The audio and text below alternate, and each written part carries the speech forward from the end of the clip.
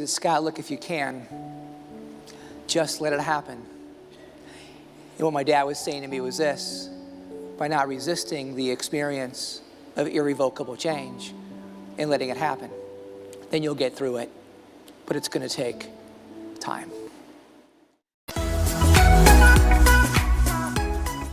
You know, as a speaker, I have the opportunity to travel around the world, and I share a story that's real personal in nature, and it revolves around vision, mindset, and grit. 3 words that have impacted my life, 3 words I know firsthand, if you put them into action, can impact yours. And to give an idea how, I'd like to invite you into my life, take you on a journey. My life changed just a few months after celebrating that kickboxing victory on those gorgeous white sand beaches along the Gulf of Mexico at a place known as St. George's Island. A bunch of friends from college, we arrived there around 8:00 p.m. We set up our camp, built a fire. Then a buddy of mine challenged me to a foot race. Now, being just a little competitive, like all of you here today in the device market industry, I stood up to that challenge, bent down in my running stance, waiting to hear the word go.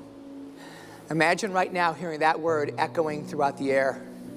And the first thing you can feel is that cool night air blowing through your hair. And with each step, you can feel sand, gritting its way between your toes.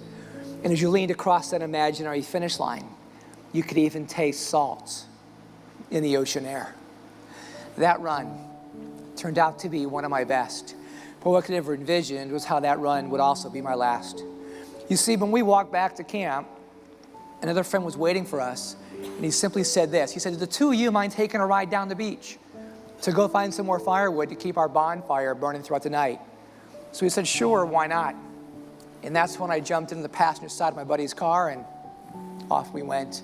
And it wasn't long thereafter when it happened.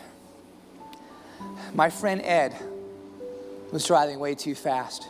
At the time, we didn't realize he may have had too much to drink, because for no apparent reason, on one dark road, Ed lost control of the wheel of that car.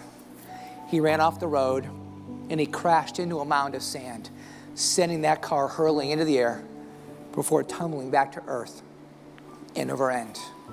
And it was in that one defining moment that everything about my life would change.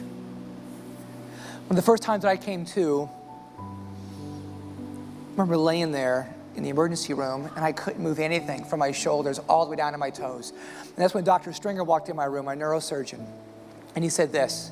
He said, "Scott, in case you don't recall, you're in a bad car accident. We just received word that your friend Ed, we received word that he survived. Some bumps and bruises, but then they said, look, you've broken your neck, cervical 6 and 7 vertebrae, and have a very serious spinal cord injury that has left you paralyzed from your chest down. Diagnosed a quadriplegic." And it wasn't long thereafter I was being told I'd be confined to this chair for the rest of my life.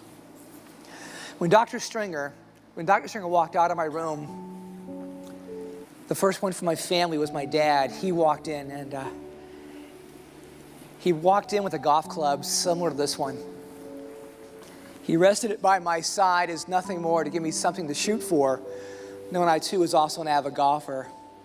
But then he said this. He said, "Scott, look if you can.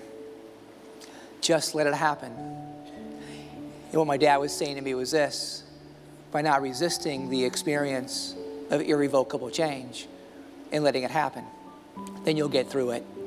But it's going to take time.